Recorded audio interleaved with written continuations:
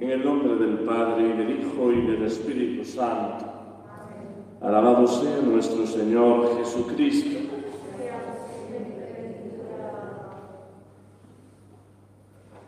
Queridos hermanos,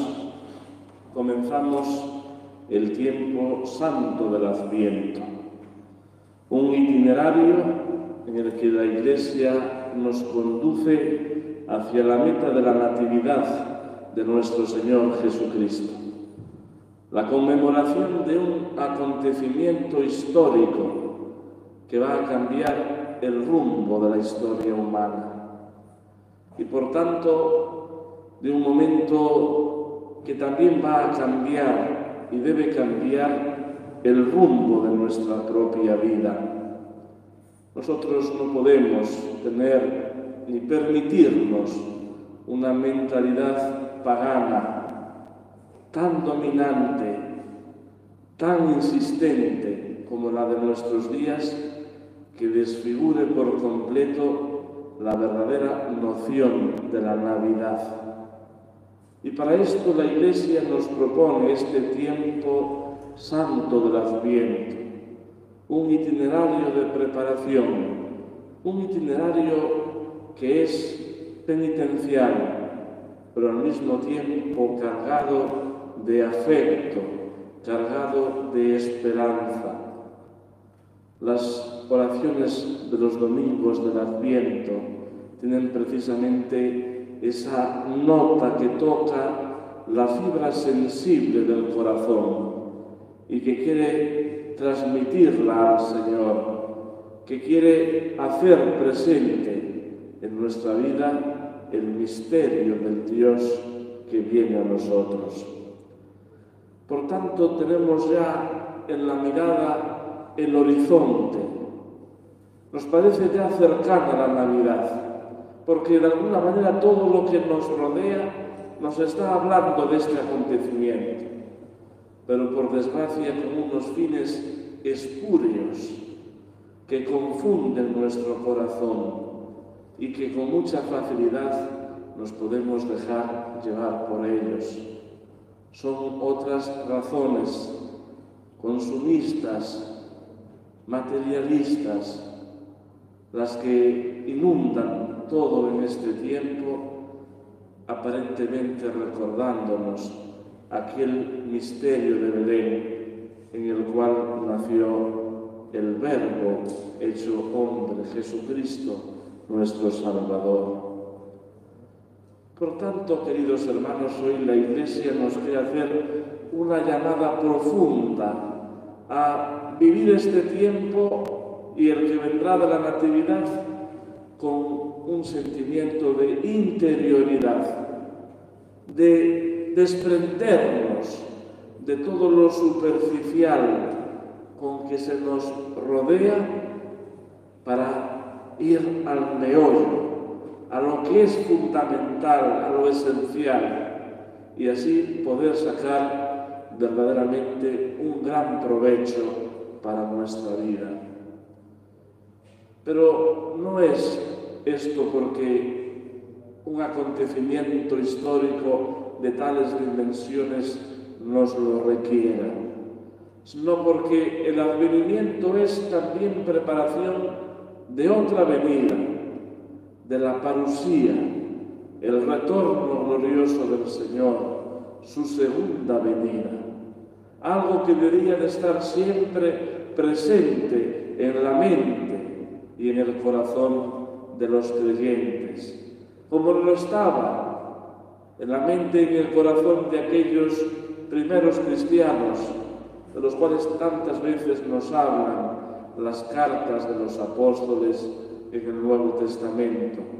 Vivían verdaderamente como lo pidió el Señor, con las cinturas ceñidas, alejados de toda relajación, en esa tensión constante, y con las lámparas encendidas, como aquellas vírgenes prudentes que aguardaban con las alcuzas llenas de aceite la llegada del esposo. Y así el corazón del creyente vive en ese Maránatá, que es el grito, el anhelo de la Iglesia. Ven, Señor, porque necesitamos al Señor en nuestra vida, porque nuestra vida, lejos de Él, pierde el sentido, pierde la luz, pierde el color, pierde la razón de ser, como tantos y tantos que en el momento presente andan extraviados, sin rumbo, desconcertados, buscando a tientas en su ceguera algo que les satisfazca, que les lleve a una plenitud que desconocen, y nuevamente se encuentran en el vacío, en una existencia desordenada, porque falta un objetivo al que seguir, y que para nosotros, los creyentes, está puesto siempre en Dios nuestro Señor, que es el principio y el fin, el alfa y la omega, en definitiva nuestro origen, pero también nuestra meta. Hay también otro adviento más inmediato e innegable, que es el de cada día, en el que el Señor se hace una y otra vez presente ante nosotros, pero que hemos de descubrirlo no con los ojos de la carne, sino que es el esfuerzo de los ojos de la fe. Descubrir al Señor presente en los sagrados misterios, que nuevamente viene a nosotros para darnos la vida del alma, para que nuestra alma no perezca en esa languidez, en esa enfermedad de aquellos que no se alimentan con el pan, con el cuerpo y la sangre que se nos da en prenda de salvación eterna. Y por tanto hemos de reconocer con esos ojos de la fe a este Dios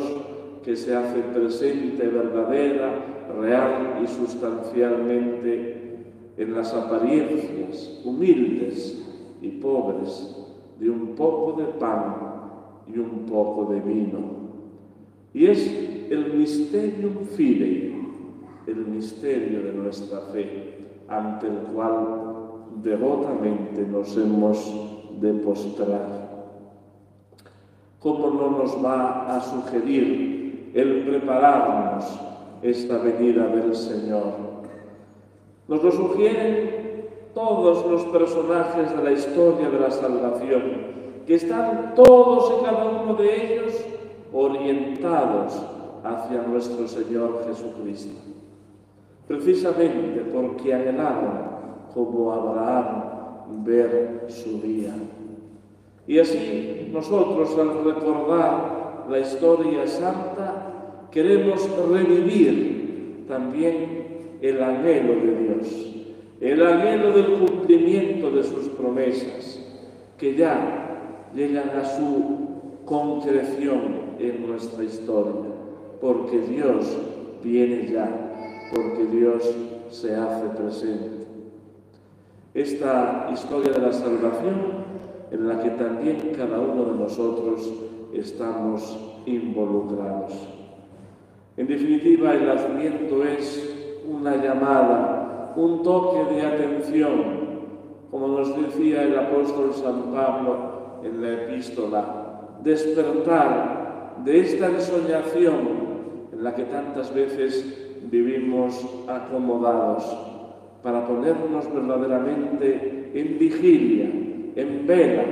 con las lámparas encendidas, con esa luz que paradójicamente nos alumbra al encuentro de aquel que es la luz de los hombres, la luz del mundo, Jesucristo nuestro Señor, que brilla en medio de las tinieblas. Nosotros podemos preguntarnos ahora, al comienzo del tiempo del Adviento, ¿cómo hemos de esperar al Señor? ¿Cómo ha de ser esta preparación? Y así la Iglesia nos va a presentar distintos personajes que tienen una misión, una tarea, que tienen también un compromiso en su propia vida. Del Antiguo Testamento destaca el profeta Isaías como el que anuncia de una forma muy concreta el nacimiento del niño Jesús en las entrañas de una virgen de Nazaret. Pero también la voz que resuena en el desierto, San Juan Bautista, el precursor, el que nos llama a allanar las sendas, a preparar los caminos para el advenimiento de aquel a quien señalará como el Cordero de Dios que quita el pecado del mundo y que ya está en medio de nosotros. ¿Cómo no destacar también la figura de San José, que tendrá la misión de ser el padre nutricio, el padre adoptivo del Dios hecho carne, y que va a colaborar de una forma extraordinaria en la obra de la redención, y que por tanto se nos presenta también como modelo, como referente en este tiempo santo del Adviento, porque cambió sus planes, porque puso patas arriba sus propios proyectos, y él supo corresponder, supo hacer suyos los planes de Dios, en definitiva la voluntad divina. Y no solamente en esos tiempos de preparación de la venida del niño que iba a nacer de las entrañas purísimas de Nuestra Señora, sino también mientras estuvo aquí en la tierra desempeñando su función de custodio, de protector, pero también de maestro en aquel taller de Nazaret en el cual tenía que enseñar sus habilidades, su oficio al niño que iba creciendo en sabiduría, edad y gracia. Y la gran figura del Adviento,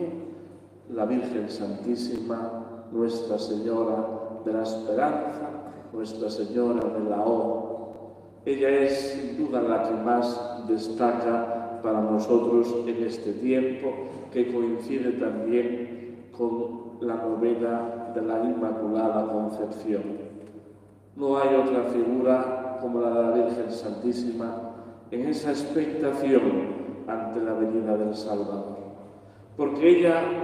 sí, de forma determinante, contribuyó con su sí a la venida del Hijo de Dios, del Mesías prometido. Y no solamente porque fue un sí decisivo, sino porque ese sí se mantuvo hasta el final, sin fisuras, sin tambaleos. Y es para nosotros un modelo de determinación, de fidelidad, de confianza y fe, abandono en las manos de Dios nuestro Padre. Para nosotros la Inmaculada representa verdaderamente todo lo que nosotros podemos disponer para la venida del Hijo de Dios a nuestra vida. Y en ese planteamiento de cómo podemos prepararnos para la venida del Señor, para esta venida inmediata, para esa venida que conmemoramos de su nacimiento, la historia, para esa última y segunda venida gloriosa sobre las nubes del cielo, de la cual nos hablaba hoy el Santo Evangelio, la Iglesia nos propone un itinerario, y es el curso, el año litúrgico que comenzamos, precisamente porque en él vamos evocando los grandes misterios de la salvación, porque en él nos fijamos en los acontecimientos más importantes de la vida de Cristo, en orden a su obra redentora, siendo la Pascua el centro, el fundamento de todo el año litúrgico y hacia lo que converge el antes y el después de este itinerario. Pero también porque el año litúrgico, con sus colores, con sus acentos, con sus expresiones, con sus propias melodías, nos está transmitiendo una forma concreta de vivir nuestra fe cristiana, de acercarnos al Señor, de disponer nuestro corazón. Y así se nos facilita realmente, como un misterio de amor, de cómo el Espíritu Santo va conduciendo a la Iglesia y por tanto a cada uno de nosotros que somos sus miembros en el devenir de la historia. Qué importante es ahora, en este momento, proponernos que este año litúrgico que comienza verdaderamente penetre en nuestro corazón, que seamos capaces de vivir los grandes acontecimientos de nuestra fe, los misterios de la vida de Cristo, de la vida de la Virgen Santísima, de la vida de la Iglesia y, por tanto, de los santos que nos acompañan siempre en este camino, haciéndose cercanos, familiares, para que como ellos nosotros podamos crecer cada día en la santidad, en las virtudes cristianas, en la imitación de Jesucristo nuestro Señor, llevando a cumplimiento lo que también nos decía el apóstol, desnudarnos, es decir, sacar de nuestra vida todo aquello que hay de mundanidad, de impropio de vida cristiana, para revestirnos de Jesucristo nuestro Señor, para que aquello que oyeron los primeros cristianos, que les llamaban así en Antioquía, sea una realidad, no solamente un nombre,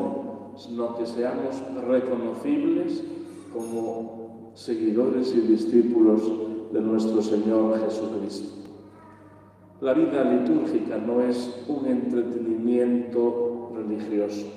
es adentrarnos en el misterio de Dios